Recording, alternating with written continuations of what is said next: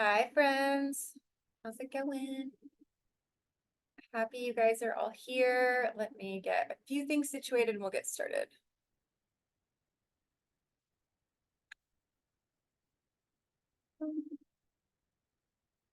Okay, okay. Chat is open. Spatula king. I love you. Okay. Hi. Welcome back to ArcheTAP. Thanks for being patient with me last week. My brain could not do the thing. So we're going to talk about the star tonight, and I'm super excited because she's a much more lighthearted card than what we've been doing. And we're still going to get into heavy stuff because there's always a shadow side of everything, but you'll agree with me by the end of class. Like it's just, she's a little less much. So some positive keywords surrounding this archetype are she's graceful, she's really hopeful and confident, she's optimistic, and she can find humor in situations, and she's really hopeful. The negative side is that she can be really naive and gullible, disoriented, kind of boring almost, and like a depleted, insecure type of energy can kind of be found with this archetype. So let's look at some of the symbols that are in here that we notice right off the bat. There's like, no matter what card you're looking at, which this is the universal weight, there's always, almost always, like this giant star kind of center front and then stars around her. There's always a maiden who's mostly nude, and then she's got these two jugs of water. So one of them is pouring water back into itself, and one of them is pouring water into the land, and the land itself is really like lush and fertile and verdant. There is a tiny bird up here in yonder corner that's hard to see, and that is a ibis, which is the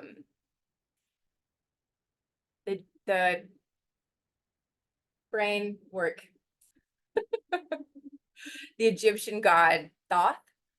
It is represented by the ibis specifically. The stars represent kind of universal spiritual enlightenment.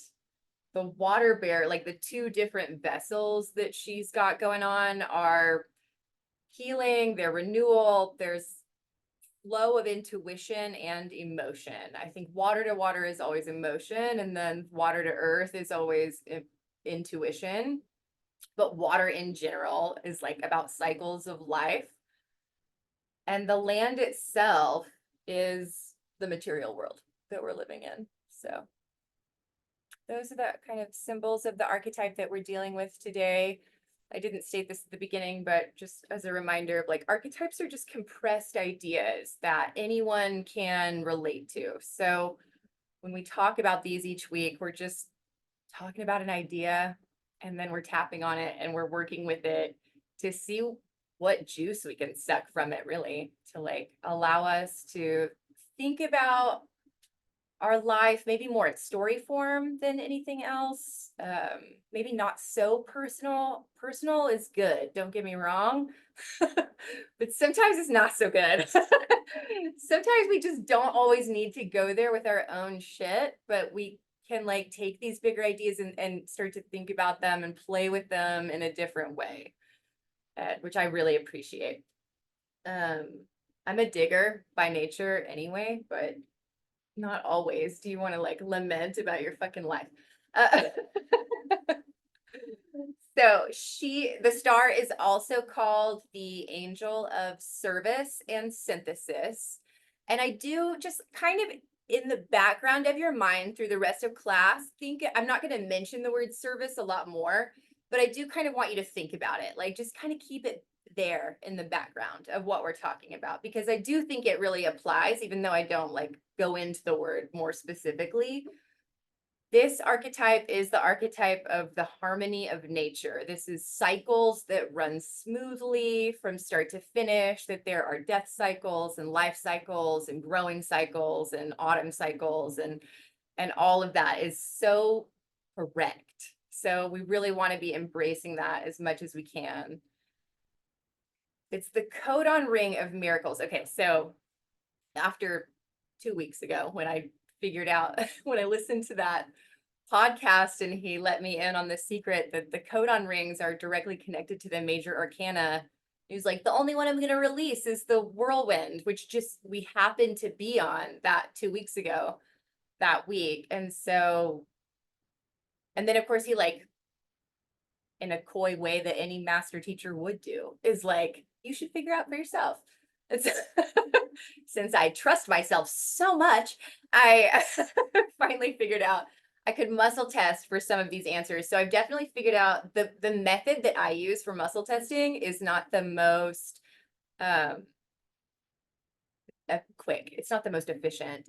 It gets me there, but it just takes me a lot of time because I'm waiting for a pendulum to work versus using my actual like muscle circuits. But I'm taking level 2 of a certification class day after tomorrow. And so I'm hoping I can bring this homework with me to this class. I can be like, can we double check my work? Because that would be great. If not, I'm going to directly ask Dr. Cohn and he'll be happy to help me. But I'm hoping just bringing something kind of fun to this class will be interesting and that I'll get direct feedback. But just to remind us, codon rings are these agents of collective karma. They're the things that move us into groups. So they're the things that move us into families and then communities and then cities and then soul groups and then the collective, right? So these are the things that drive us together through synchronicity. Codon rings drive the pattern. The major arcana drives the pattern of the cycles of life. So we can use and we can kind of describe their geometry in a way that feels a little bit sexier, that feels a little bit more fun. And this specific codon ring is the ring of miracles. So at the heart of this, it's one key. 2 weeks ago, we talked, there was 2 keys. Some of them have up to 6 in them. And so when I get to that point, it'll be interesting how I synthesize 6 different keys into one class. But this one left me easy with just one. And it's gene key 35, it's gate 35 in human design. This is about childlike wonder and awe. And so at the end of class today, I have some very practical examples of ways that we can try to like add this to our life, right? Of just things that we already do, but like, let's see if we can't mix it up a little bit because life is really cool. And there is a sense of wonder to it all.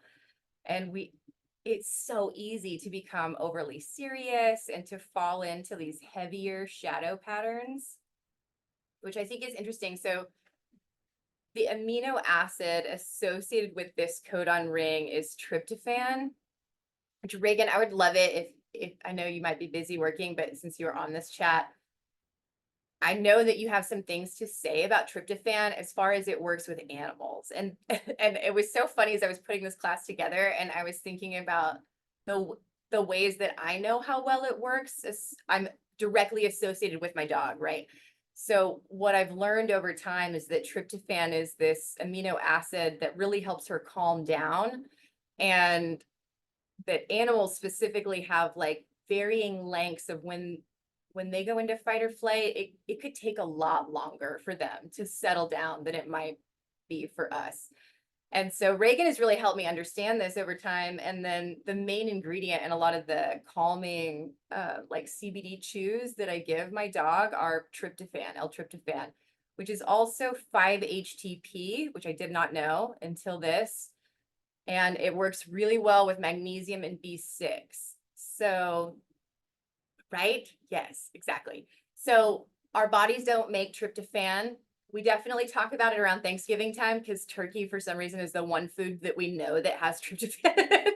But it's really found in a lot of foods, not just turkey. It's found in meats and cheeses for sure. So if that's not your game and you're not, not doing dairy or not doing like animal proteins, then you might really look into taking a supplement potentially, or like amping up your nuts and seeds situation like that, because this is a big one. This is the precursor to serotonin. It significantly affects our mood and our emotion, our sleep patterns. It's the precursor to melatonin production. I didn't know that. It synthesizes niacin, which is B3. That's the one that can make you kind of flush if you take it, but it creates this kind of like, oh, I'm blanking on the word.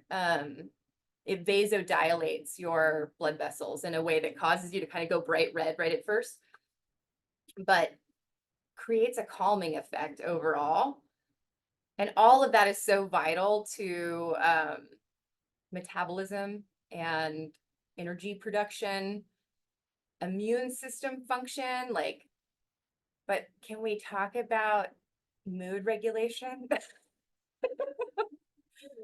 Can we talk about mood regulation, y'all? Like, so things to just think about, you know, like, and I'm obviously not a doctor and I'm not here to tell you like you need this supplement, but it's something to consider, you know, it just is. It's obviously super important for a reason. Yes, like a hug for your brain. Exactly. How did we know that about dogs? And then we just only thought it was good for us on Thanksgiving. What happened there? Where was the disconnect? So, okay, let me find my place. I forgot to say that she's naked. That might be important. She's naked because she has no secrets. There's no mental constructs that are getting in the way of her showing up in the world fully. So, in Gnostic versions of the tarot, the star is the emblem of new life, it's awareness, it's flowing, and it's in the wake of like clearing out all of that shit that we just cleared out over the last 3 classes, all of that like lower nature stuff, all the stuff that we don't want to look at that involves change and old patterns and habits and old thoughts, like all of that. So it's just moving it away. In her detriment, in her dark side, she feels separate from creation. And I think all of us can relate to that. We feel separate from nature. She feels tainted in some way because she's so sensitive and idealistic, which can like come into that naivete type thing. And she might corrupt herself even further through self-indulgence, to be honest. This is like a self-punishment loop that gets hit on, and then she just does everything that she knows is bad for her, even though she knows it's bad for her. And I don't know anyone in this room that can't sit here and say, like, yeah, we all know that we do shit that's bad for us in this self-punishing way that's like, how much pain can I take? I'm only laughing at myself, not at anyone else in this room, but like, it is something that as I lay in bed, sometimes I think like, how much pain can I take? Like, I really want to like, it's so true. Yeah, thanks. I know it is, right? Bless us. Truly. It's so true. So this shadow is fucking ancient. This shadow is hunger. This shadow is going all the way back to the animal kingdom. It's the parts of our brain that truly get into fight or flight because they're rooted in these really primal urges. We hunger for things like food and drink, but power, and we hunger to escape, and we hunger to forget the things that we've done in our lives, and we hunger for warmth and communication, connection. We hunger for love so much from ourselves mostly, but of course it gets projected out into the world differently. And then at this like higher level, we hunger for truth and for unity, and we know that, you know, we know that we know, but we also can't feel it. So it's so fucking confusing. We hunger for beauty, we hunger for culture, and we want it to be deep and meaningful. And really, we hunger for some sort of universal code that we might call God in whatever form or fashion that we're comfortable with. It's raw. It's really pure. And that shadow is not going to let us go. Like, it's just not going to let us go. So if it's not going to leave us alone, then like, how do we mutate it? How do we work with it? It's what makes us human. We obviously came here to forget and then to wake up. Like, I'm not sure why, but but we couldn't all be having the same differentiated experience if we weren't meant to all be asleep and then wake up. So we want to savor it because every shadow has a gift, and even hunger can have a gift, right? Like, you can savor the taste of something and it changes it completely. And then when you're thinking about it through the eyes of a child, it adds another layer that even makes it more beneficial and makes the hunger not feel so negative, right? We have to find a balance between our own mortality, our own vulnerability, and our tendency to be excessive. Like, those three things have to find some sort of balance. So let's say it again. We have to find a balance between our mortality, our vulnerability, and our tendency to be excessive. A little shadow is good for us, right? Like, we need a little shadow so that we know what we don't want. Because without it, we don't have a backbone either, right? Like, then we just get walked all over. So there is an exact amount. Like, we want to talk about this from the terms of homeopathy. And homeopathy has two laws that govern it. Two main principles, I guess, is a better way to say it. It's the principle of similars. So it's an idea that a disease can be cured by this substance that produces a healthy symptom in individuals. I'm going to say that again because it's sort of confusing.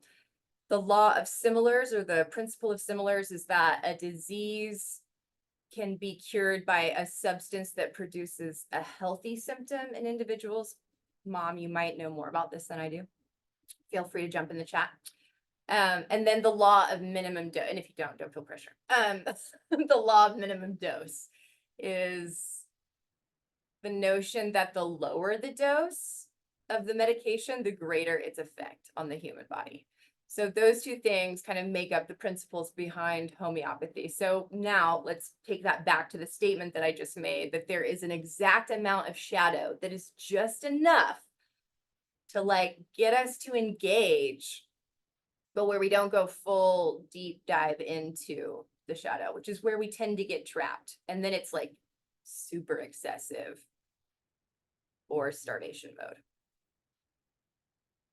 Because the other route is to starve ourselves. And we know what that looks like. That shows up in the world all the time, right? Like, it's purity culture at its finest.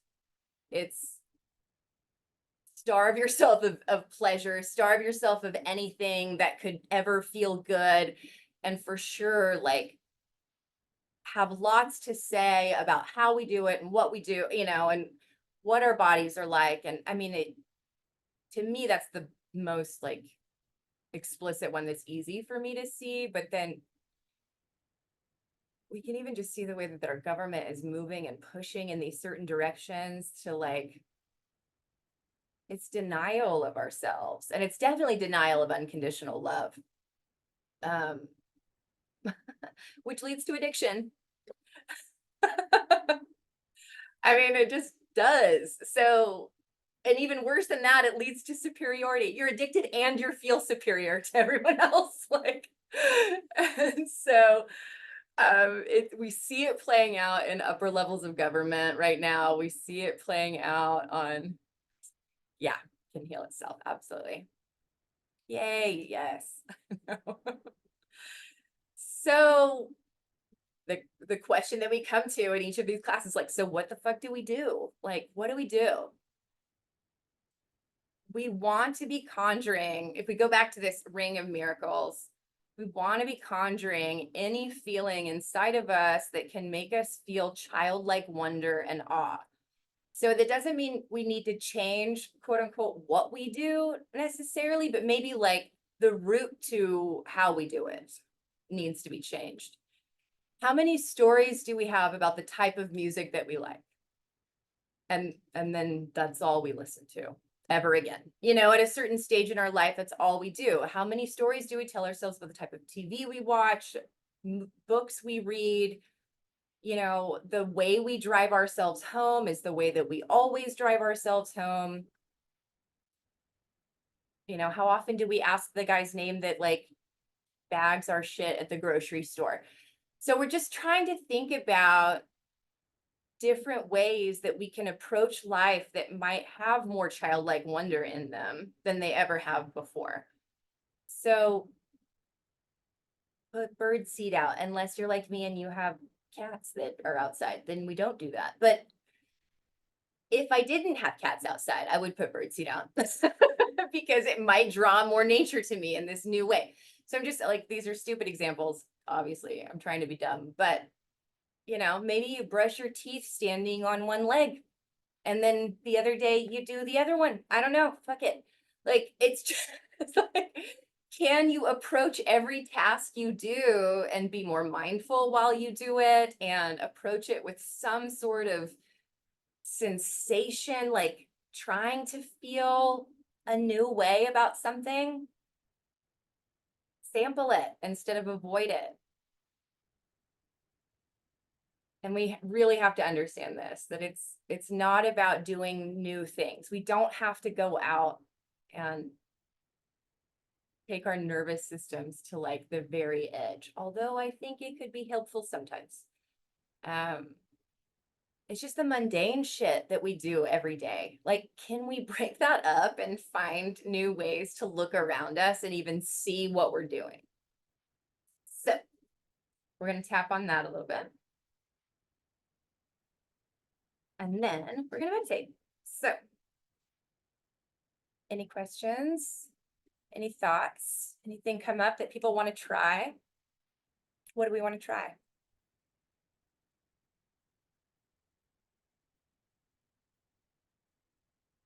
No pressure.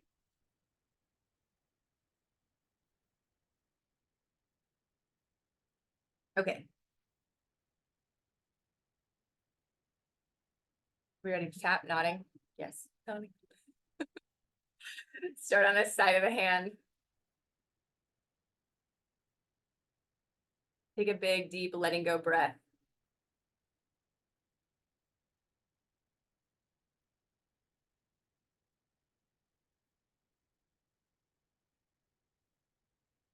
And repeat after me.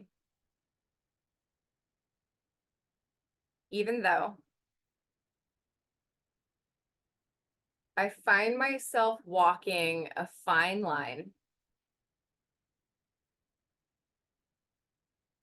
between nourishment and excess.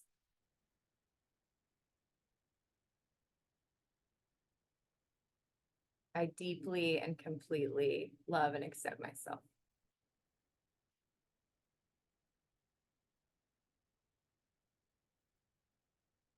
Even though the dilemma of self-indulgence challenges me, I choose to grow from it.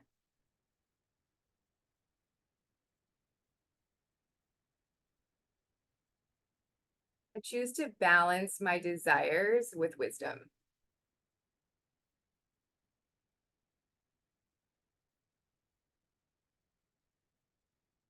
I choose to embrace life's adventures, with awe, with openness.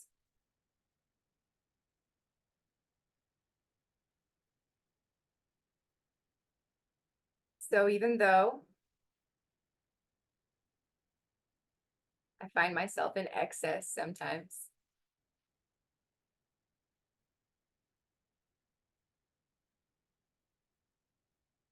Hungry for so many things.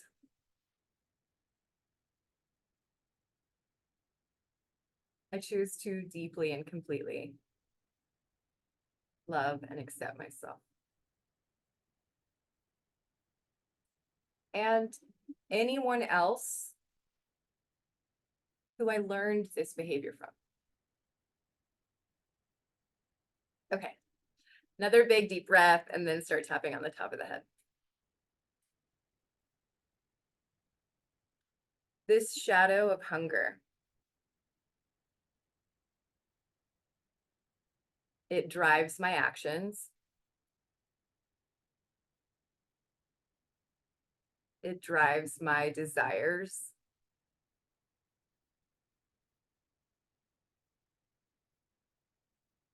Sometimes it pushes me into excess.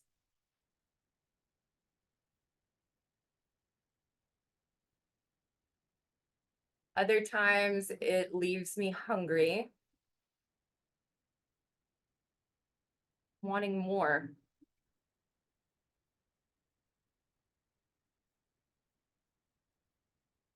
There is this dance between fulfillment and desire.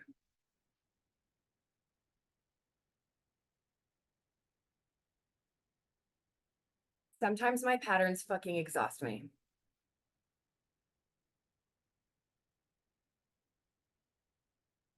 I've got old ways of doing things.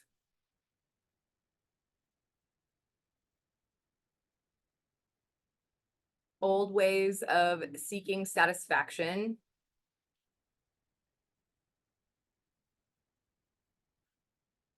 And I can really see this dilemma of self-indulgence.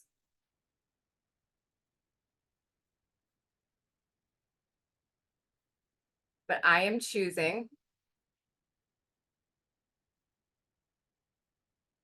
to find courage and a backbone.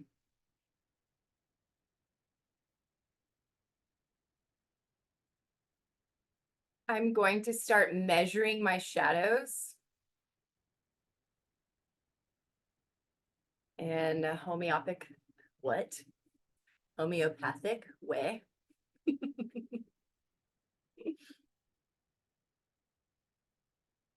Aware that there's a trap between excess and the fear of starvation.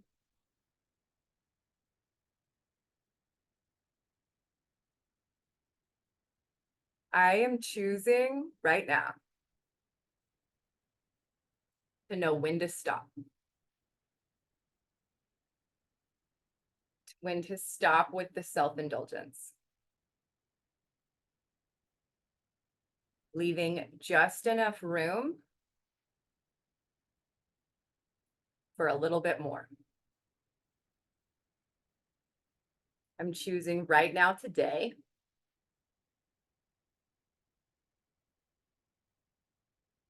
to know when to stop. When to let go.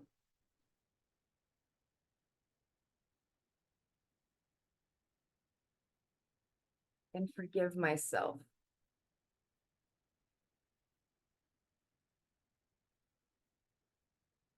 I know how to stop right before I reach the edge. Every damn time.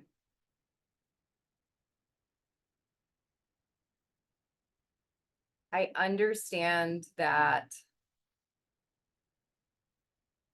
we are all driven by an insatiable hunger. I am choosing to see life through the eyes of a child.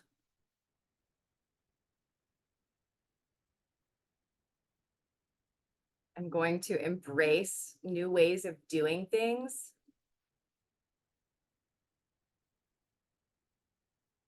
I want to expand my perspective.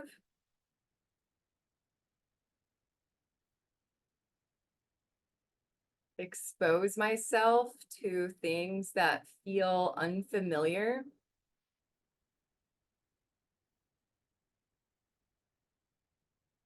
So that I can remind little insert your name here. In my case, Joan. How fucking incredible life is.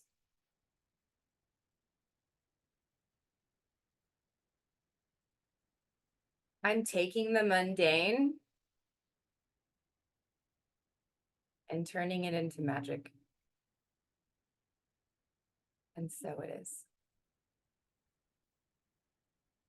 Okay, friends. So winding ourselves down, we're getting into different brainwave states. So if you want to lay down, now is a great time to. We're going to go in and ask the archetype some questions.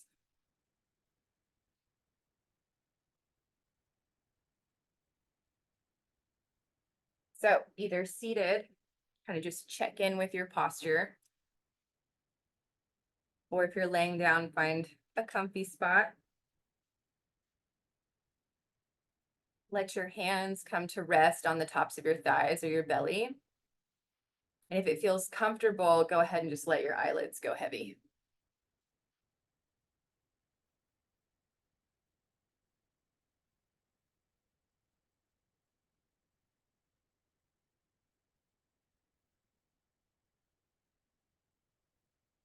Allow yourself to settle in with every breath you take.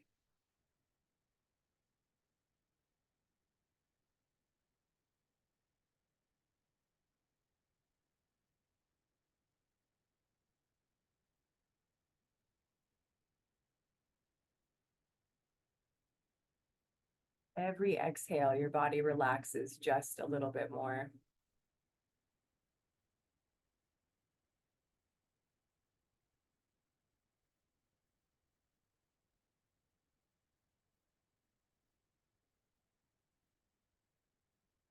Imagine yourself walking along a gently flowing stream.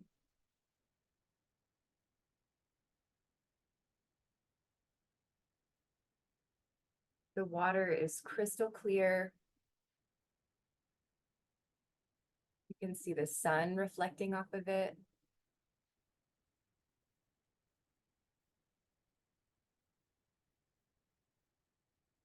You can hear the sound of water moving over the rocks. It's really calming to your mind.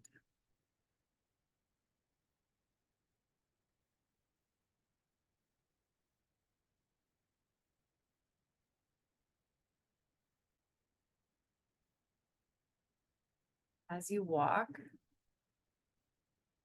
you notice this lush field.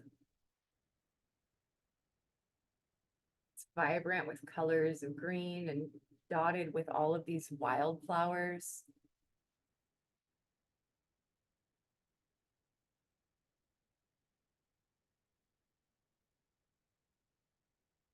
The beauty of this nature is awe-inspiring. Every place you look, you turn 360 degrees, is filled with color and nature sounds and smells. I want you in your mind's eye to turn all of that up.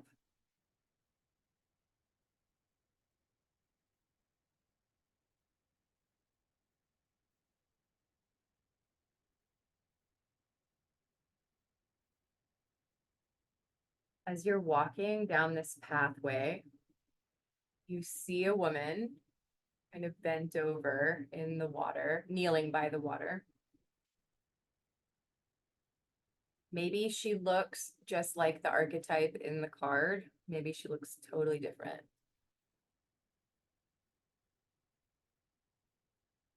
She's holding two jugs. She's pouring water from one back into the stream. She's pouring the other onto land.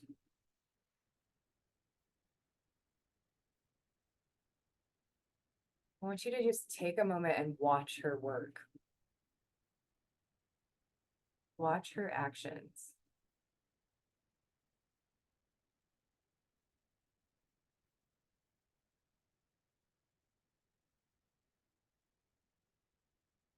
This symbolic movement of balance and renewal.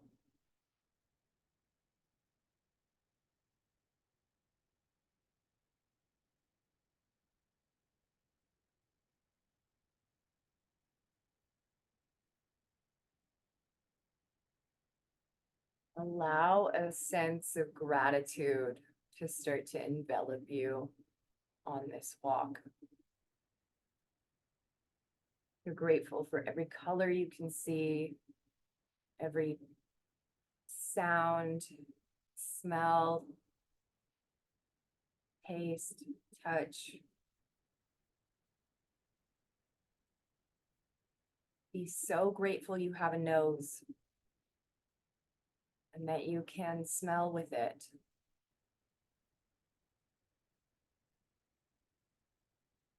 Be so grateful for your ears that you can hear the buzzing of bees,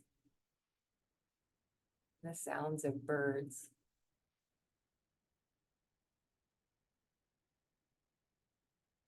You settle into this space.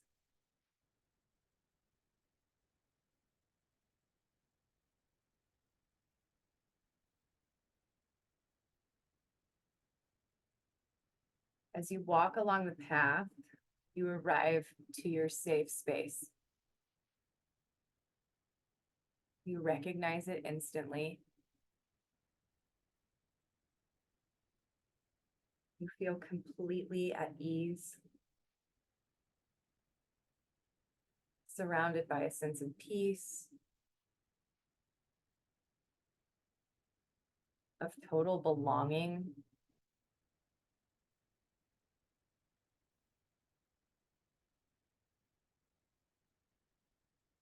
Get really comfortable in the room that you're in, or if it's a room. Just making notes of the sights and the sounds. Feeling really tranquil.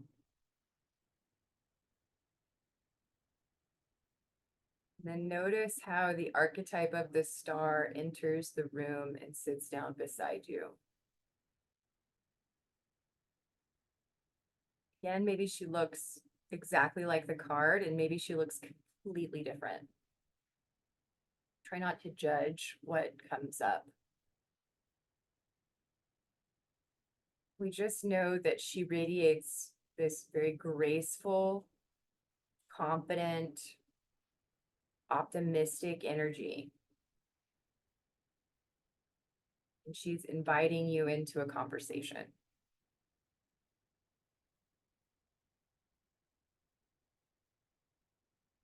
And you ask the star,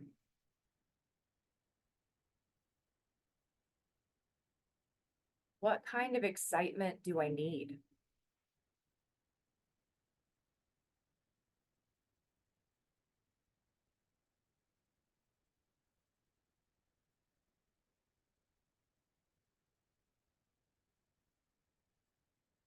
What kind of adventures should I go on?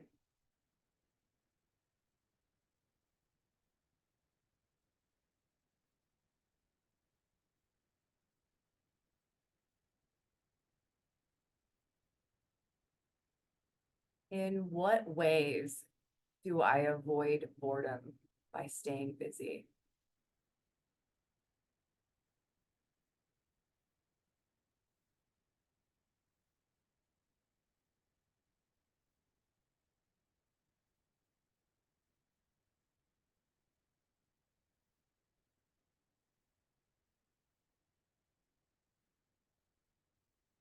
Remember that if you are worried about forgetting your answers to anything, you can write them down on your imaginary notepad and then fold up that paper and put it in your left front pocket before you leave today.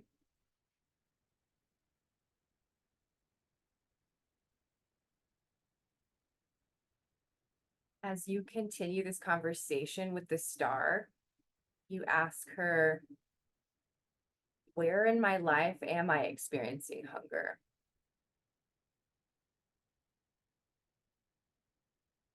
Where am I starving for joy and connection and or fulfillment?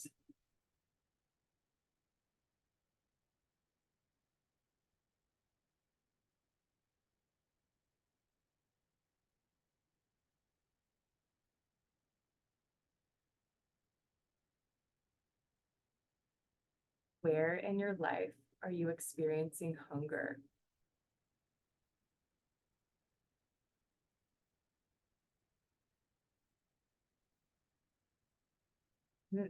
Think back to the last time that you viewed the world with the starry-eyed nature of a child.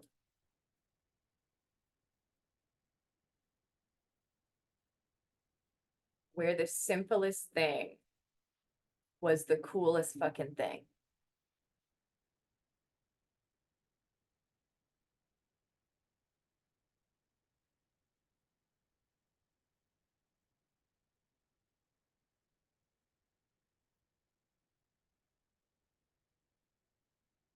The star is asking you, what is calling to you now?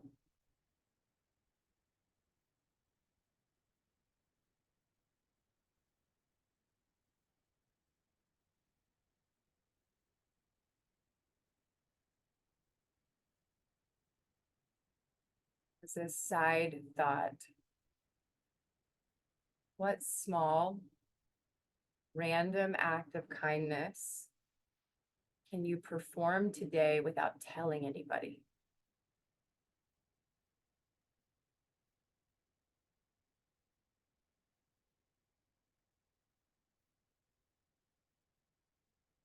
What would it feel like to spread kindness anonymously?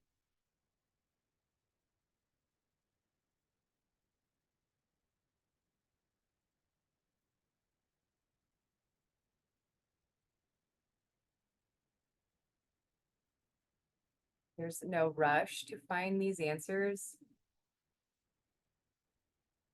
Just as best you can, breathe into and be present with your feelings and your thoughts.